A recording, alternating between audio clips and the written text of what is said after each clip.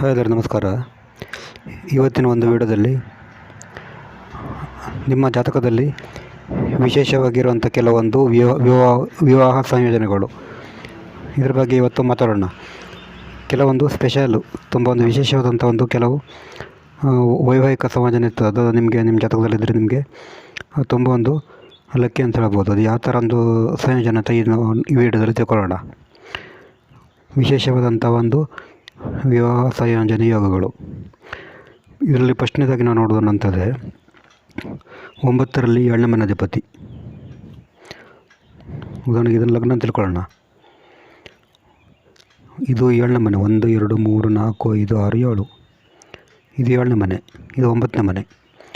9ನೇ ಮನೆಯಲ್ಲಿ 7ನೇ ಮನೆ ಅಧಿಪತಿ. ಉದಾಹರಣೆಗೆ ಇಲ್ಲಿ 7ನೇ ಮನೆ ಅಧಿಪತಿ ಆಗ್ತಾರೆ, ಶನಿ ಆಗ್ತಾರೆ.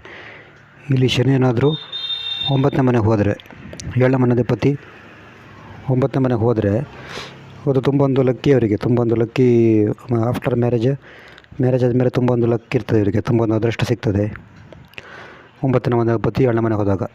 ತುಂಬ ಒಂದು ಲಕ್ಕಿ ಕಾಂಬಿನೇಷನ್ ಅಂತ ಹೇಳ್ಬೋದು ಇದು. ಮ್ಯಾರೇಜ್ ಆದಮೇಲೆ ಅವರಿಗೆ ಜೀವನದಲ್ಲಿ ಎಲ್ಲ ಒಂದು ಅದೃಷ್ಟ ಸಿಗ್ತದೆ. ಅವರ ಸಂಗತಿ ಕೂಡ ತುಂಬ ಒಂದು ಸಪೋರ್ಟಿವ್ ಆಗಿರ್ತಾರೆ ಅಂತ ಹೇಳ್ಬೋದು ಅವರಿಗೆ. ತುಂಬ ಒಂದು ಸಪೋರ್ಟಿವ್ ಆಗಿ ತುಂಬ ಒಂದು ಲಕ್ಕಿಯಾಗಿರ್ತಾರೆ ಅವರಿಗೆ 9ನೇ ಮನೆ ಅಧಿಪತಿ 7ನೇ ಮನೆ ಹೋದಾಗ.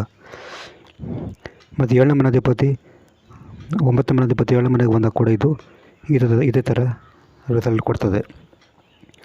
9ನೇ ಮನೆ ಅಧಿಪತಿ 7ನೇ ಮನೆಯಲ್ಲಿ, 7ನೇ ಮನೆ ಅಧಿಪತಿ 9ನೇ ಮನೆಯಲ್ಲಿ. ಇದು ಫಸ್ಟ್ ಒಂದು ಯೋಗ. ನೆಕ್ಸ್ಟ್ ಬರೋದು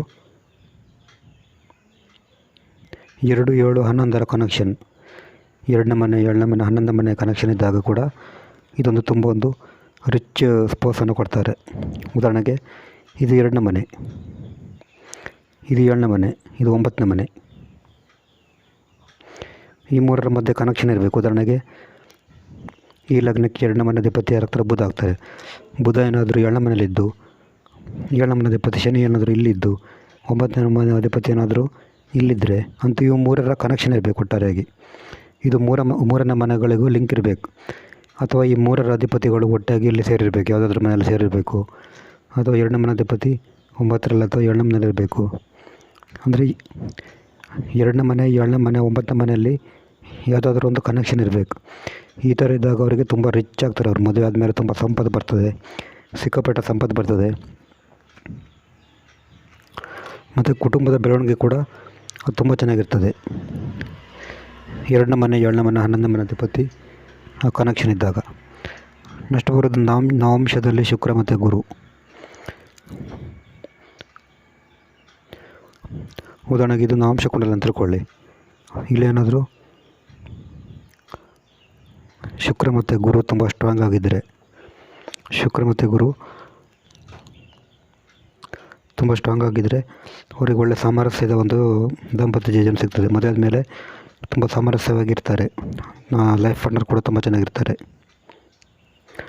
ನೆಕ್ಸ್ಟ್ ಬರೋದು 7ನೇ ಮನೆಯಲ್ಲಿ ರಾಹು ಬಂದಾಗ, 1 2 3 4 5 6 7. ಇಲ್ಲೇನಾದರೂ ರಾಹು ಇದ್ದಾಗ ಇದು ಕೂಡ ಫಾರಿನ್ನಲ್ಲ, ದೂರದಿಂದ ಬಂದರೆ ಸಂಗತಿ ಬಂದರೆ ಚೆನ್ನಾಗಿರ್ತದೆ.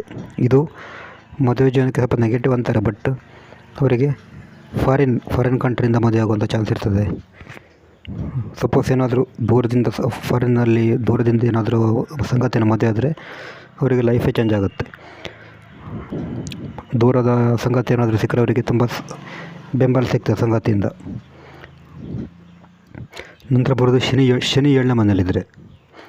ಇಲ್ಲಿ ಶನಿ ಏನಾದರೂ 7ನೇ ಮನೆಯಲ್ಲಿದ್ದರೆ ಇದು ನಾರ್ಮಲಾಗಿ ಕೆಟ್ಟದಂತ ಹೇಳ್ತಾರೆ. ಬಟ್ ಇದು ಸ್ಥಿರ ವೈವಾಹಿಕ ಜೀವನ ನೀಡ್ತದೆ. ಶನಿ 7ನೇ ಮನೆಯಲ್ಲಿದ್ದಾಗ ತುಂಬ ಸ್ಥಿರವಾದಂಥ ವೈವಾಹಿಕ ಜೀವನವನ್ನು ಕೊಡ್ತದೆ. ಶನಿ ಚೆನ್ನಾಗಿರಬೇಕು, ಯಾವುದೇ ಒಂದು ದೂಷಿತವಾಗಿರಬಾರ್ದು. ಬಟ್ ಇವರಿಗೆ ಲೇಟ್ ಮ್ಯಾರೇಜ್ ಆಗ್ತದೆ. ಬಟ್ ರಿಲೇಷನ್ಶಿಪ್ಸ್ ತುಂಬ ಲಾಂಗ್ ಆಗಿರ್ತದೆ. ನಂತರ ಚಂದ್ರ ಶುಕ್ರ ಕಾಂಬಿನೇಷನ್ ಇದ್ದರೆ,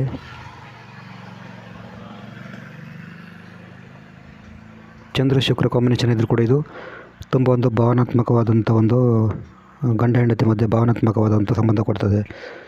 ಪ್ರಣಯ ಸಂಬಂಧ ಜಾಸ್ತಿ ಕೊಡ್ತದೆ ಚಂದ್ರ ಮತ್ತು ಶುಕ್ರ ಇದ್ದರೆ. ಇದು ವಿಶೇಷವಾದಂಥ ಒಂದು ಸಂಯೋಜನೆ, ವಿವಾಹ ಸಂಯೋಜನೆಗಳು. ಏನಂತ ಹೇಳ್ತೇನೆ, ಇನ್ನೊಂದು ಸಲ ಬ್ರೀಫಾಗಿ ಹೇಳ್ತೇನೆ ನೋಡಿ.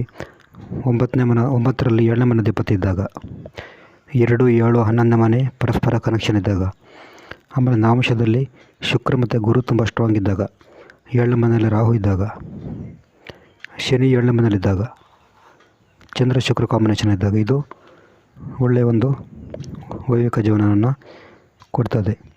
ನಿಮಗೇನಾದರೂ ಜಾತಕ ವಿಶ್ಲೇಷಣೆ ಮಾಡಬೇಕಂದ್ರೆ ನಮ್ಮದು ವಾಟ್ಸಪ್ ಸಂಖ್ಯೆ 70 906 37 934 ಈ ನಂಬರಿಗೆ ವಾಟ್ಸಪ್ ಮಾಡಿದರೆ ಜಾತಕದ ಡೀಟೇಲಾಗಿ ತಿಳಿಸಿಕೊಡ್ತೇವೆ. ನೆಕ್ಸ್ಟ್ ವಿಡಿಯೋದಲ್ಲಿ ಬೇರೊಂದು ಸಿಗೋಣ. ನಮಸ್ಕಾರ.